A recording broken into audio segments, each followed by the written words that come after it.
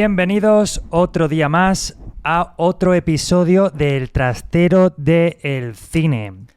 Hoy tenemos una película de muchos premios, cierto, los aplausos del principio. Tenemos una película de muchos premios, ¿no crees? Muy premiada. Muy premiada, muy nominada. Igual de premiada que triste, diría yo.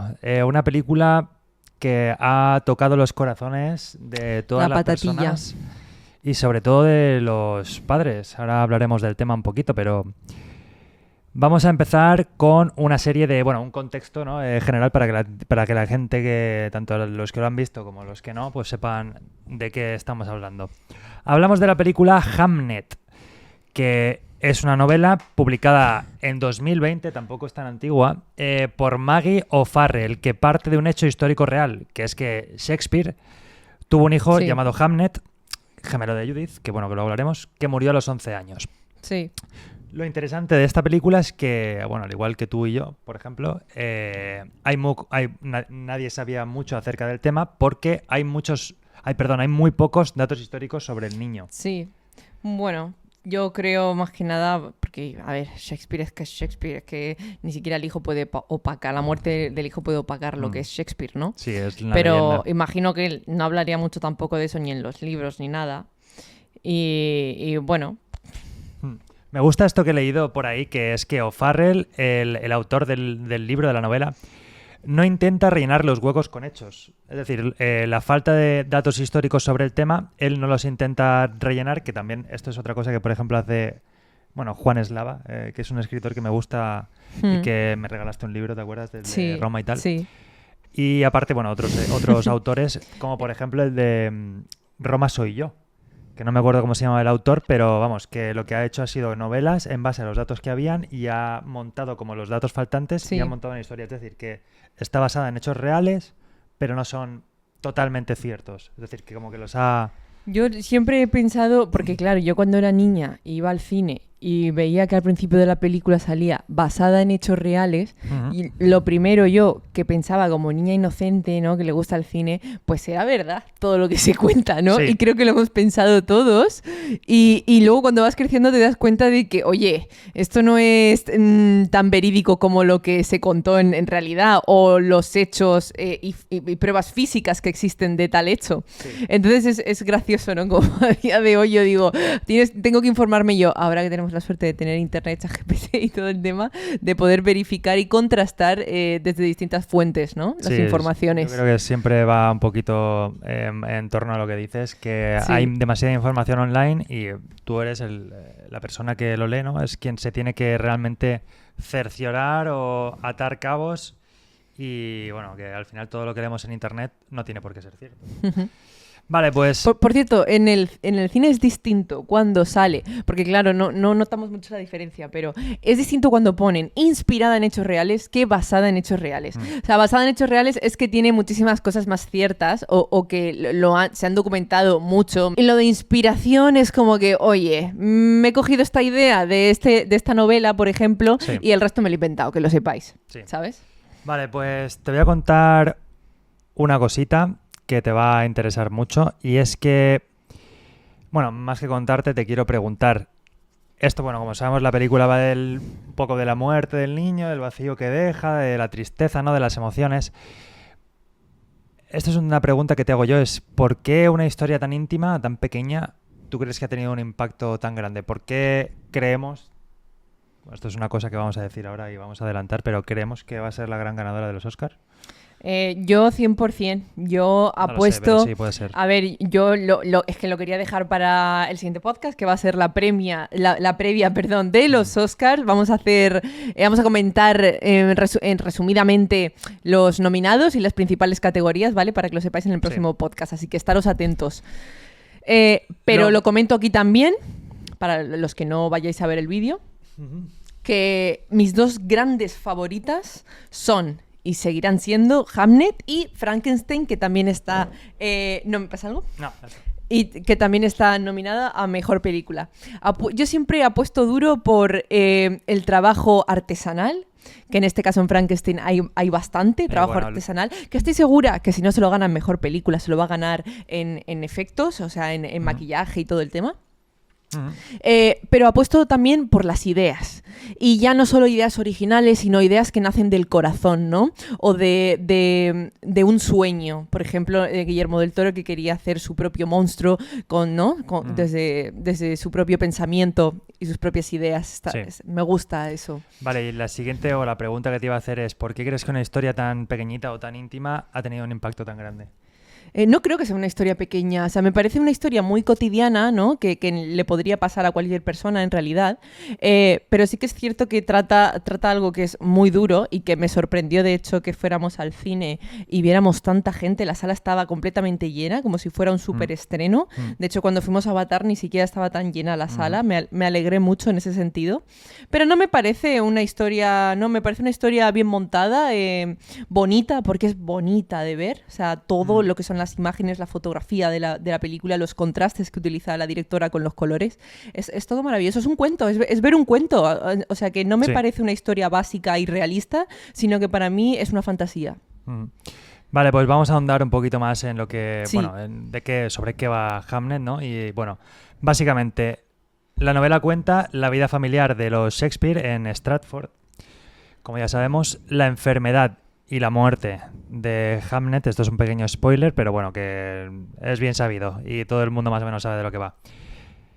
El antes y el después de esa pérdida, entonces, pero en realidad sobre lo que realmente va, y yo creo que es lo que nos ha impactado más sobre la película, es que no va solo sobre la muerte, sino va sobre lo que deja en las personas que están vivas, y luego, bueno, no va sobre el niño, sino va sobre los que sobreviven, y no va sobre Shakespeare, va sobre el vacío. O sea, yo creo que ha tenido tanta conmoción, ¿no? en los espectadores porque se han metido muy bien en el papel de la posible pérdida o pérdidas que hayan sufrido mucha gente, muchas personas, y sobre todo los padres. Imagínate ser padre y... No, de hecho, claro, nos ponemos en esa situación a día de hoy y lo vemos bastante lejana, porque a día de hoy tenemos medicina muy avanzada, vacunas, todos estamos vacunados, y es muy poco probable que naturalmente lleguemos a enfermar, o que un niño llegue a enfermar y se muera si no tiene un problema genético, ¿no? Es bastante raro. Por tanto, tocamos madera también. Pero sí que es cierto que en esa época, en la de Shakespeare, en el 1400, ¿no? 1400, 1500 por ahí, estaba la lepra, que es la enfermedad al final de la que se contagia la niña y luego se contagia el niño, que es el que acaba muriendo, Hamnet. Entonces eran la gente, sobre todo los niños que nacían, los bebés, eran muchísimo más propensos a desarrollar enfermedades contagiosas. Es más que nada las enfermedades contagiosas. Bueno, ¿y sabes de qué muere Hamnet? De la peste. Se supone, no se sabe. Pero supuestamente la película deja caer que es la peste bubónica. Que bueno, que hay un tramo de la película que Shakespeare se va a Londres y ahí está la gente con las máscaras esas súper peculiares. O sea, da miedo, ¿no? Pero ¿por qué se hacen esas máscaras? Vale, acabo de buscar aquí las máscaras con forma de pico de ave, que pondremos una imagen aquí en el vídeo para que la veáis. Se crearon en el siglo XVII como parte de un traje de protección para médicos basado en la teoría errónea de que la peste se contagiaba por el miasma, malos olores o aire corrompido. El pico se rellenaba con hierbas aromáticas para purificar el aire respirado. Muy interesante. Porque eso realmente, claro, no tiene ningún sentido. Y ¿para qué se ponen el pico tan alto? No. Eso te mete uno. Y lo usaban los médicos, al parecer. Vale, pues... Pero yo pensé que era la muerte. Que eran como representaciones de la muerte. No, es que se asocia mucho a la peste, pero claro, no. Imaginaba que iban por ahí los tiros, pero... en películas y eso, sí. Sí, no sabía muy bien qué era lo que llevaban. Ahora la gente ya lo sabe. Qué interesante. Vale, vamos ahora a hablar un poquito de números para que la gente, bueno, asocie, bueno, más que asocie, compare el nivel de presupuestos de las películas nominadas para que luego pues se vean las diferencias entre unas y otras. La producción costó aproximadamente entre 30 a 35 millones, que es un presupuesto medianamente bajo, Y la recaudación mundial hasta hoy, más o menos, se estima en unos 50 millones. Es decir, tampoco son cifras espectaculares, teniendo en cuenta que Avatar y tal, hablamos de miles de millones. Pero bueno, no era la intención de esta película, está clarísimo. No, que esta es otra de las preguntas que te quiero hacer. ¿Tú crees que una película, para que tenga tanto impacto, o sea, influye tanto el presupuesto que se le destina a esa película? Es decir, ¿se puede comparar una película de 30 millones con una de 300 millones, como Avatar? Realmente sí, porque si estás mirando realmente el contenido de esa película, sí, puedes compararlo perfectamente. De hecho, el tener muchísimo presupuesto no es indicación de que sea una buena película, ni mucho menos. Hay películas que han salido desastrosas, ¿no? Con un presupuesto muy alto. Que una película tenga más presupuesto que otra, pues obviamente indica que va a atraer caras más conocidas, mejores actores, mejores editores, mejores videógrafos, que eso al final es muy importante también. Vamos, si quieres, ahora con los personajes, y para mí el que es el personaje más importante, el que más... es que es complicado darle un adjetivo, pero la más dramática de la película, vamos a decir que, en cierta manera, y la que está nominada también a Mejor Actriz... Buckley. Sí, hablamos del personaje de Agnes Hathaway, que es el corazón del libro, básicamente. O sea, en la película también se ve un poquito, lo que pasa es que nos tira mucho Shakespeare, a mí también, imagino que a ti también. Y el niño pues toma un papel también entrañable. El niño es muy buen actor. Le he visto en entrevistas con Jessie Buckley y la verdad que el niño tiene una chispa. Sí. Que, o sea, si sigue por buen camino, va a llegar a ser de los grandes, ¿eh? Pero el rollo DiCaprio. Es cierto que la película pues gira un poquito más en torno a la madre. Sí, pero por el sufrimiento, porque es quien más sufre, entre comillas. Bueno, a su manera, ¿no? Pero bueno. Es a la que le llegan los palos, sí. Pues es el personaje más poderoso de la novela. Se ve que en la novela toma un papel mucho más predominante que el resto, un poquito más a lo mejor. Características clave, que vive conectada a la naturaleza, que eso es un poco que no lo entiendo, la verdad. O sea, no sé por qué pare y tiene que ir a ya decimos que nos bosque. Perdimos los primeros 5 minutos de la peli porque llegamos un pelín tarde, I'm sorry. Pero se ve que yo después cuando estuve leyendo de la peli y tal, nos perdimos la parte justo que empezaba con eso, con que ella... claro, es que yo no entendí lo de la mano, pero es que es un gesto muy significativo en la película, que tiene mucho significado. Le agarró la mano a William, Agnes, y él le preguntó, ¿qué sientes? O sea, ¿puedes leerme? Y ella le dijo, no sé, a veces puedo ver cosas, ¿sabes? O sea, que realmente tocándole la mano a las personas como que ella puede ver más allá, ¿no? Del rostro. Sí, algo así. Tampoco llegué a entender por qué habla de eso. Pero... en la escena del niño, cuando se está muriendo el pobre, ella le intenta coger la mano y él no puede ni siquiera tocársela, ¿no? Ya, vale. Bueno, sí, como pequeños guiños en la película y en la novela. Conoce las plantas, remedios e intuiciones. Bueno, esto viene un poquito dado a que está conectada a la naturaleza desde pequeña, que es como la bruja del bosque, ¿no? Eso es un poquito... Sí, bueno, la gente. Sí, que bueno, a mí esas escenas y esa historia me da un poquito igual. Me gustaría... Podría haber tirado por una historia de terror si seguían por ahí. Bueno, y mostrarme algo más de Shakespeare, pero bueno, ya hablaremos de eso. Shakespeare era un telón de fondo, digamos. Sí, pero que al final tiene tanto marketing Shakespeare que, pues bueno, llama más la atención, en mi opinión. Tiene una sensibilidad... Esto es como hacer una peli de la Melania, ¿sabes? Sí, no sé, tendremos que verla. ¿Sería una comparación muy similar? Comentaremos Melania, a ver, o no, ya veremos. Depende de lo que se hable en la película, no lo sabemos. Que Trump esté de fondo y la Melania me ocupe todo el protagonismo en la película. Sí. Sí que es cierto que el papel de Agnes es como una mujer adelantada a su tiempo. ¿Verdad? En general, sí. De hecho, Shakespeare también, ¿no? Es el que más está adelantado a su época porque él dice, yo no quiero hacer los mismos trabajos que hacen aquí los hombres porque es aburrido, porque no me aporta nada y lo hacen solo porque no les queda otra. Pues yo no soy así. Entonces, William es el que, ¿no? La oveja negra, digamos. Sí, aparte la relación que tiene, el papel de la mujer no es tan pasivo como el que tendría que tener en aquella época, ¿no? No. De hecho, William es bastante... son los dos bastante libres. Bueno... ¿tú crees que es una bruja curandera o simplemente ¿por qué le han leí le han pintado así? una cosa muy interesante que dijo la directora en una entrevista, que es que ella, o sea, porque le preguntan, es cierto que en la película te estás basando en hechos reales, pero por otro lado vemos como hay pequeños guiños a la fantasía y a lo que no es real, ¿no? Como el tema de los poderes de Agnes. Y ella responde que es cierto que sí es fantasía, pero creo que todos deberíamos buscar un poquito nuestro niño interior y saber apreciar también, ¿no? Que en una película hay ciertos elementos mágicos y que debemos apreciar esos elementos mágicos. Sí, sí. Me pareció conmovedor lo que dijo, la verdad, porque es cierto. Como que, no sé, eliminamos una película o no la valoramos tan bien porque tiene pequeñas cosas que sí que son fantasía, pues no sé, me parece guay. ¿Y cómo se temía antaño a lo desconocido? O sea, a las brujas, a las brujas, Sí. a la supuesta brujería. Las quemaban, las ¿Sí? mataban. Sí, pero que ¿por qué se temía tanto por aquel entonces a...? Porque por lo que acabamos de hablar, yo creo que es por las enfermedades y por el mal, ¿no? Que acecha. Porque, bueno, es que hay un juego que te lo he dicho, el Plague Tale, que va de eso, ¿sabes? Obviamente eso es fantasía 100% porque es una plaga de ratas, que es como el mal que acecha, ¿no? El pueblo. Pero yo creo que es eso, porque había tantas muertes y tanto mal, y la gente ya estaba tan devastada por ese mal, ¿no? Que tenían que relacionarlo de alguna forma y echarle la culpa a alguien. Dijo, bueno, pues es la bruja que acecha en el bosque y que está, ¿sabes?, llevando a los niños y matándolos, y por eso se mueren, o cosas así, ¿sabes? Sí, bueno, la incertidumbre al final es una... Yo creo que sí, en general. O sea, con el lo cual... analfabetismo, ¿no? Al final, pues es eso.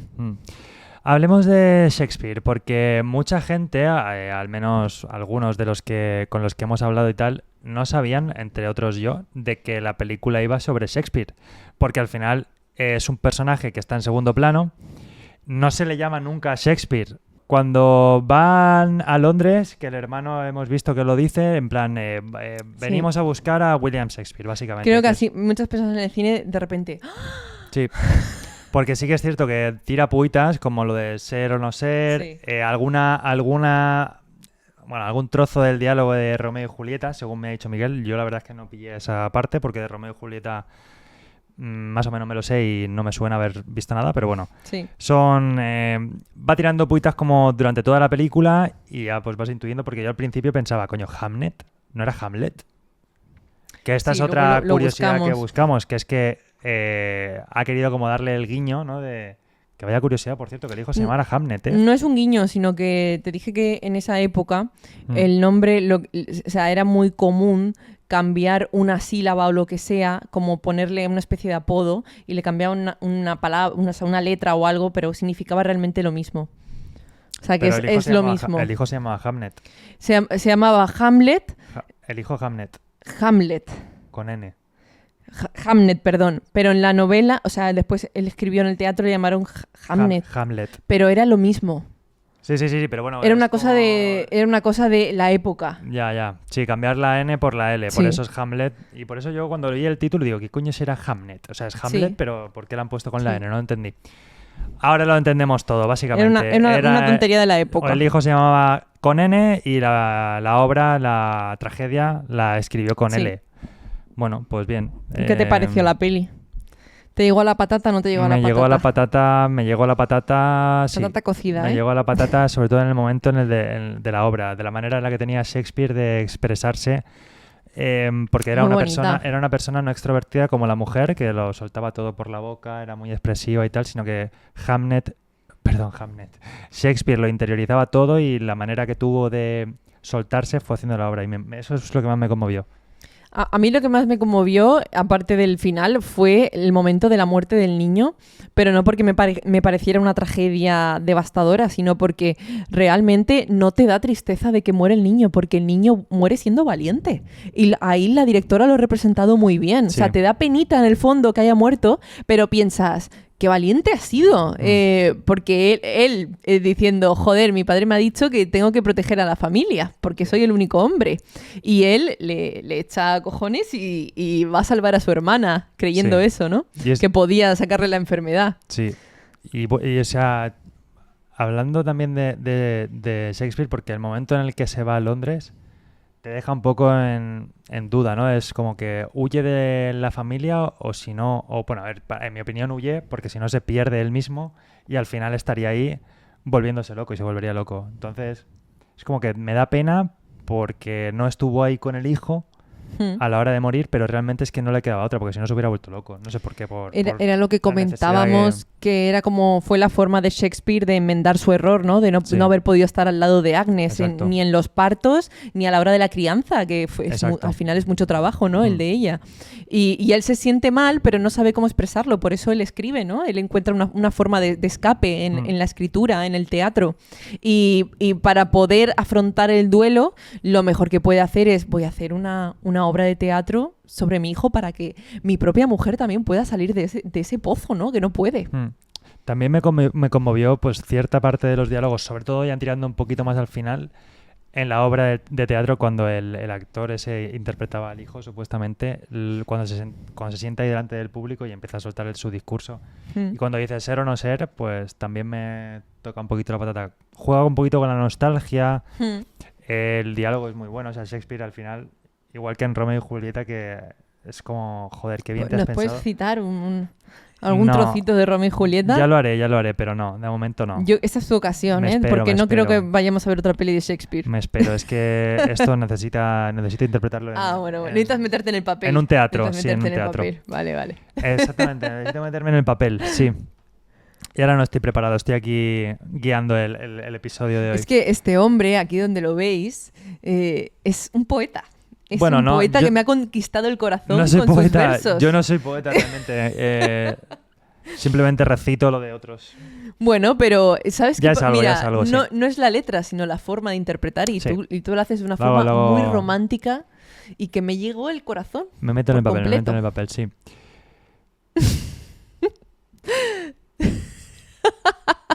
¿Puedes recordar solo lo de la última frase que me encanta? ¿Y el tocar palma con palma? Es el beso del palmero. Es que es un genio, el beso del palmero, ¿a quién se le ocurre? Pues no lo sé. Una pregunta que te hago. ¿Con qué escenas, cuál es tu top 3 de escenas de la película? ¿De Hamlet? ¿O top 3 o tu favorita? Top 3, te diría el inicio, la hora del parto es preciosa, ese momento que tiene Agnes de conexión con la naturaleza, me parece precioso. Aparte de los colores, yo es que disfruto muchísimo lo que es la fotografía en esa peli, porque de verdad que todo, las sombras, esa luz que sale del rayo cuando ella está pariendo, o sea, me parece todo maravilloso. Sí. Un cuento de hadas, digo yo, ¿no? Y el momento en el que ella está sosteniendo al bebé me parece muy conmovedor, muy bonito, la verdad. Imagino que las que sean madres, ¿no?, en esa sala lo habrán disfrutado muchísimo. La gente que es padre o madre, dicen sobre que todo por la lo sufren mucho, sobre todo el momento del parto, que a nosotros a lo mejor, bueno, el momento del parto, no, el momento de la muerte del niño, bueno, sí, es dramática, pero a mí me llegó más pues el momento de la obra al final, cuando la madre está ahí, están viendo, ¿sabes? Como que ha visto a Shakespeare hacer la obra y van a ver la obra y ve que habla del niño y dice, hostia, es mi niño, ¿sabes? Es como, ahí me toca más. La segunda escena es la que el actor, el chico que interpreta, ¿no? Como al hijo está como, se le acerca y todos le... Porque eso es como quieren hacer creer en la película que es improvisado, ¿no? Dentro de la película, me refiero, dentro del guión. Como que es improvisado y le quieren agarrar la mano como, estamos contigo, no estás solo, puedes irte tranquilo, ¿sabes? Eso me conmovió muchísimo, la verdad. Me tocó el corazón. Sí. Y la muerte del niño es terrible, pero bueno, yo creo que en la película lo que nos quieren hacer entender realmente que la muerte no es el fin. ¿Sabes? Que después de la muerte hay vida, y hay vida en nuestros corazones. Y tenemos que encontrar ese pequeño, ¿no?, atisbo de luz en nuestro corazón. O sea, y la paradoja también es como que el hijo muerto vive en la obra de Hamlet. Eso eternamente, ¿no? Vivirá siempre. Es eterno, exacto. Y eso conmueve y mola. Está muy bien, o sea, la verdad es que Shakespeare tiene algunas cosas que son muy... Por eso es tan bonito el teatro, ¿no? Y la poesía y todo. Sí. Bueno, y todo en general, escribir, ¿no? Porque al final estás plasmando un sentimiento, una emoción, una vivencia, ¿no? Y queda ahí para siempre en el papel. No solo es escribir, porque puedes escribir y ya está, pero es la forma de escribir. Sí, me refiero cuando escribes... Sí, bueno, ya. Me entiendes, ¿no? Bueno, a ver... Es que, claro, hay muchos temas de los que hablar, la maternidad y la pérdida, que eso tiene que ser, vamos... Pues imagínate si lo hubiéramos visto siendo padres. El orden de la vida, eso, vamos... Nos derrumbamos tú y yo. Sí, es lo que dice mucha gente. Venimos abajo, nos vamos de la sala. Y me dijeron, ¿lloraste en el momento en el que muere el niño? Y, hombre, ahí no, pero, vamos, no es que llorase, pero me emocioné más en la obra. me pareció más como... ¿Y cuáles fueron tus momentos favoritos? Sí, en la obra, al final. La del final, ¿no? Sí, la del final. Al principio que, por cierto, me da un poco igual. Me hubiese faltado un poquito más de Paul Mescal, tío. Hay un poquito al final...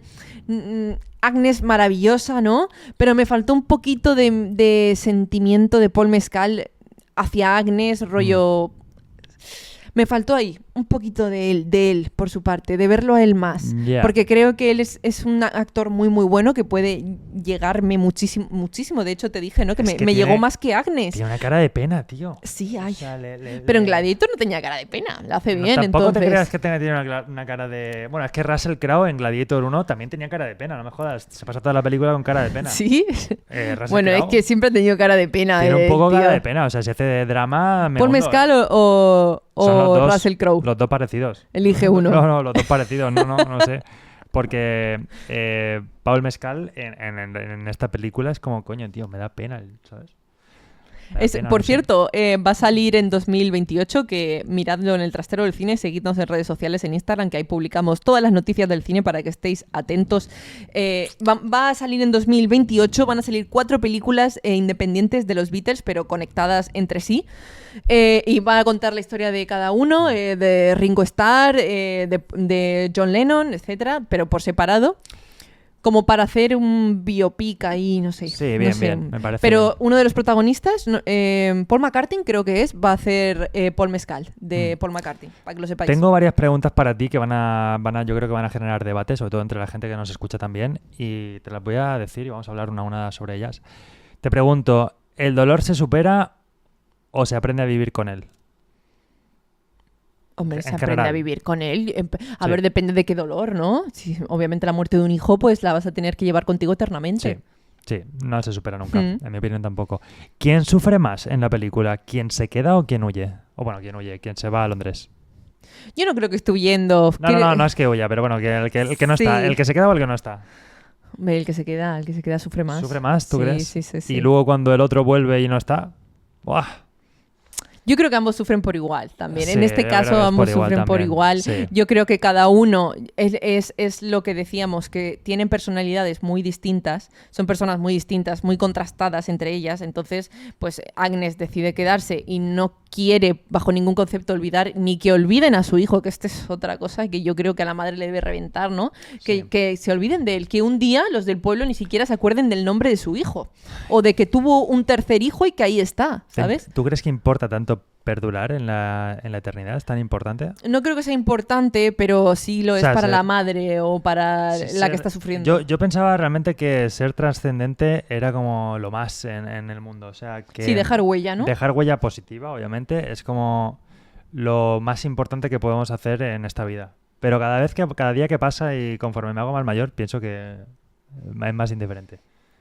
Sabes que cada uno tiene su vida y que cuando nos muramos, pues a lo mejor nuestras obras quedan para alguien, pero que realmente a la gente... Sí, yo también cada día quiero ser más invisible, no te voy a mentir. Sí, también es como más tranquilidad, ¿no? Y creo que vas creciendo paz, y vas queriendo más eso, ¿no? Te vas volviendo más un abuelo. Porque al final, bueno, a ver, evidentemente depende, ¿no?, de la situación y la vida te va llevando por caminos, pero si te toca ser trascendente porque te toca, pues bueno, no pasa nada siempre y cuando sea positivo, pero que vivir tranquilo también es muy satisfactorio y bueno... Y da felicidad. Muy prometedora la directora, Chloe Zhao. Muy prometedora. Por cierto, este año en los Oscars es la única mujer nominada a Mejor Dirección. El año pasado también me acuerdo, ¿no? Que nominaron, creo que fue por La Sustancia, ¿puede ser? ¿Te acuerdas? Sí. Que era una mujer. Y este año pues le ha tocado a ella, a Chloe Zhao. Sí que es cierto, que también lo comentaremos en el próximo podcast, pero es cierto que no nominan. Hay películas excelentes que no se conocen tanto, pero que están dirigidas por mujeres y que no llegan a estar ni en los Oscars ni nada. Y al final acaban siendo hombres siempre los nominados a Mejor Director. ¿A quién recomendaría la película? ¿A qué tipo de personas? Creo que es una película, bueno, para niños no, obviamente. Creo que un niño no entendería nada porque es para alguien que tenga ya un poquito, ¿no? Sí. Lo emocional y tal desarrollado. Y bueno, sí, para cualquier persona, yo que sé, a partir de los 15, no sé. Cualquier persona, público abierto. Bien. Pues hasta aquí el episodio de hoy, en mi opinión. ¿Qué opinas tú? ¿Qué nota le das a la peli? Le doy 9, ¿eh? 9. Está bueno, a mí también me gustó mucho. Me ha gustado mucho. Yo le pondría un 10 incluso, porque si me preguntas qué le falta, no te sé decir nada. Es cercano a un 10, sí. No te sé decir nada. ¿Qué le falta? No le falta nada. Me ha emocionado, llevaba un buen ritmo, no me ha aburrido, los actores son excelentes, no la cagan en ningún momento. Sí, a ver, como película probablemente sea un 10. No le voy a dar un 10 a nivel personal porque no me la volvería a ver. Ya me ha dado pena suficiente como Bueno, pero yo no me volví a ver ninguna peli otra vez. Yo sí, Interestelar me la volvería a ver. Yo solo Harry Potter. De ahí no salgo. Claro, Titanic ninguna peli me volvería a ver. Titanic cada X a lo mejor también. ¿Titanic? Ya sabes cómo termina y todo, ¿para qué la quieres? ¿Para ver a Leonardo DiCaprio? Es que no sé, yo no la volvería a ver. Hombre, por los escenarios y por todo. O sea, es como transportarte a esa época. Está chulo. Claro, yo me volvería a ver por los escenarios y eso y por la trama Harry Potter. Pero no me volvería a ver otra cosa. Y Regreso al Futuro. Que me quiero hacer una maratón. Por cierto, claro, obviamente. Todas las grandes sagas, por supuesto, hasta incluso, ¿ves? Fíjate, de Marvel hay muchas que no me volvería a ver. Si me las pongo es como para dormir la siesta para que esté de fondo, pero... Infinity War y Endgame me volvería a ver. Claro, no le prestarías tanta atención, yo pienso. Porque ya sabes, pero bueno. Porque ya sabes, pero bueno, básicamente eso. ¿Y Jessie Buckley qué te ha parecido? La actuación. Muy bien. Muy bien. Muy buena. Probablemente se lleve el Oscar. Es que tampoco... Bueno, ya hablaremos de los Oscars más adelante. Tengo dudas, ya lo buscaré para la previa de los Oscars, pero no sé por qué... O sea, creo que no estuvo ni nominada en la película que hizo, que a mí me gustó ella muchísimo.